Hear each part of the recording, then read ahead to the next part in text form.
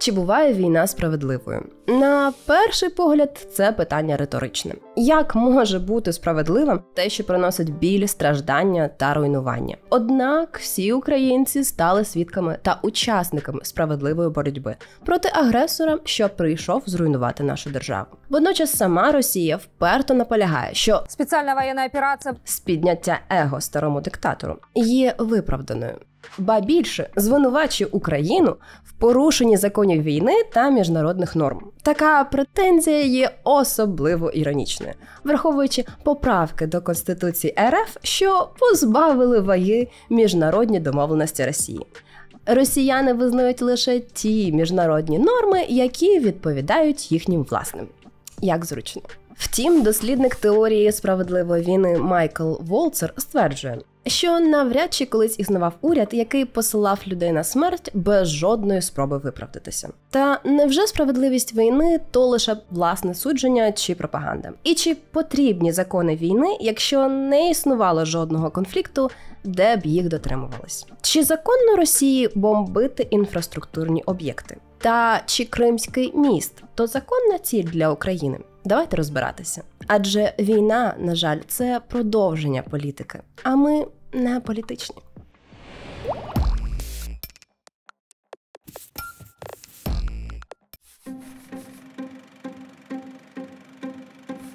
Що ж таке справедлива війна? Давні римляни, наприклад, вважали справедливим почати війну через помсту.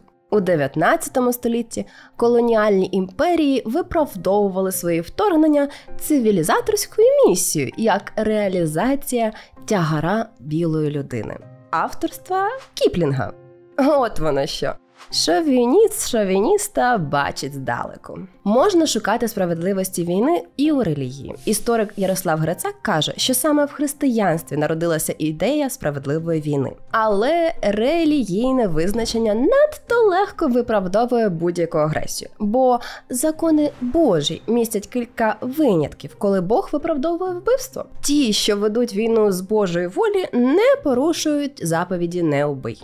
Такі погляди мають спільну ваду. Вони суб'єктивні та не можуть стати надійним мірилом справедливості війни, адже залежать від культури, моралі чи релігії. Куди об'єктивнішим критерієм є право. Логіка наступна. Війни – це погано, але якщо вони вже виникають, то мають вестися згідно з законами. Якщо узагальнити, то сучасна теорія справедливої війни має справу з обґрунтуванням того, як і чому ведуться війни. Та чи існувала хоч однісінька справедлива війна, на якій дотримувались законів війни? Навряд чи. Що ми на каналі знаємо точно, так це те, що наші підписники та патрони найкращі та найсвідоміші громадяни. Особливо Віталік. Будьте як Віталік. Підписуйтесь та підтримуйте українське. Існує два схожих, але різних типи військового права. Jus ad bellum – право на війну, яке визначає порядок оголошення війни та її законні підстави. Та Jus in bellum – право протягом війни, що регламентує правила поводження сторін під час конфлікту. Критерії справедливої війни зазвичай такі. Війну потрібно оголосити відкрито. Війна повинна мати справедливу причину та наміри. Метою війни має бути справедливий мир. Але після Другої світової кількість офіційно оголошених воєн можна перерахувати на пальцях. Натомість право протягом війни дуже розвинуто. Синонімом Jus in bellum можна вважати термін «міжнародне гуманітарне право». Якщо коротко, то це набір міжнародних правил, які встановлюють, що можна і не можна робити протягом збройного конфлікту. Закони війни не винахід сучасності. Вони існували у лицарських кодексах та релігійних нормах. Такі праці, як «Мистецтво війни», стали джерелом ідей для майбутніх поколінь. Однак поруч із порадами шляхетного ведення війни у них стоять настанови на знищення ворога за всяку ціну. Адже війна – це шлях обману. Конфлікт між правильністю та ефективністю військових дій не зник у сучасності, а навпаки загострився. Засоби ураження стали потужнішими, а суспільство чутливішим до насильства. Яскравим прикладом стала війна в Затоці. Протягом неї американським військовим заборонили уражати пам'ятки культури, старовинні храми міста Ур, чим скористалися іракці, що розміщували свої війська серед руїн зикуратів. Таким чином доводиться обирати, що є важливішим – дотримання законів війни або ж перемога за будь-яку ціну.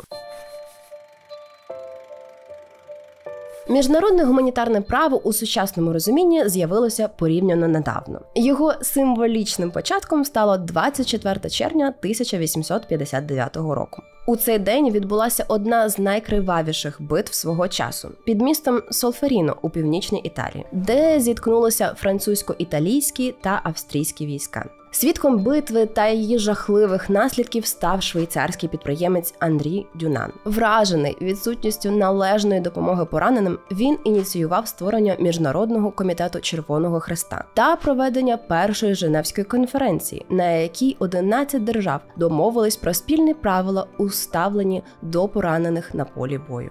Ох, сумнозвісний Червоний Хрест. Треба про них окреме відео, чи вже трохи вертить від нагадування про них? Надалі закони війни розвивалися у двох напрямах. Як право Женеви щодо поводження з людьми, військовими чи цивільними, та право Гааги щодо використання різних типів зброї. З часом різниця між ними стерлася, а відтак почали говорити про міжнародне гуманітарне право. Водночас воно не розрізняє сторони та не оцінює війни як справедливі, а лише прагне уникнути зайвих страждань. Як? Завдяки законам війни. Міжнародний комітет Червоного Хреста виокремлює низку правил, які мають дотримуватися сторони збройних конфліктів. Їх можна узагальнити до 3 головних. Захищати тих, хто не воює. До цієї категорії належать мирні мешканці та медичні працівники. Захищати тих, хто більше не здатний воювати, тобто важко поранених та військовополонених. Обмежити використання деякої зброї та військової тактики, що призводить до зайвих страждань або наражають на небезпеку цивільних. Наприклад, Конвенція про заборону або обмеження конкретних видів звичайної зброї забороняє ураження уламками, яких не можна помітити рентгеном. Так само, як і використання променевої зброї, що призводить до незворотньої сліпоти. Також конвенція обмежує використання мін і запальної зброї. Однак є угоди, що мають лише часткове визнання. Наприклад, Конвенція про касетні боєприпаси, яка забороняє використання, передачу чи виробництво касетних бомб. Цю угоду не підписала низка країн світу, зокрема Росія та США. Закони війни визначають не лише те, що не можна робити, але й пояснюють випадки, коли навіть цивільна ціль втрачає свій захист і стає виправданою. Наприклад, протокол Женевської конвенції визначає військові цілі як будь-який об'єкт, чиє повне або часткове знищення, захоплення чи нейтралізація дає певну військову перевагу. Саме тому російські пропагандисти з піною у рота кричали, що у пологовому будинку засіли бійці батальйону Азов та влаштували там свою вогневу точку. Саме тому в драмтеатрі Маріуполя українські націоналісти обладнали в будівлі вогневі точки. Але саме тому Кримський міст – це виправдана ціль, знищення якої, окрім створення святкового настрою, дає українцям військову перевагу. Саме по улюбленому мосту Путіна росіяни перевозили техніку та припаси до військ на півдні України, чого не скажеш про пішохідний міст у Києві. Так само невиправдані спроби знищення української енергосистеми. З воєнного погляду ці атаки не мають жодного сенсу, оскільки ніяк не вплинуть на хід бойових дій, а тому є військовим злочином. В цьому і є різниця між безглуздими російськими ударами і, наприклад, українськими ударами по російським складам. Усі ці правила здаються очевидними та обов'язковими. У них є лише один недолік.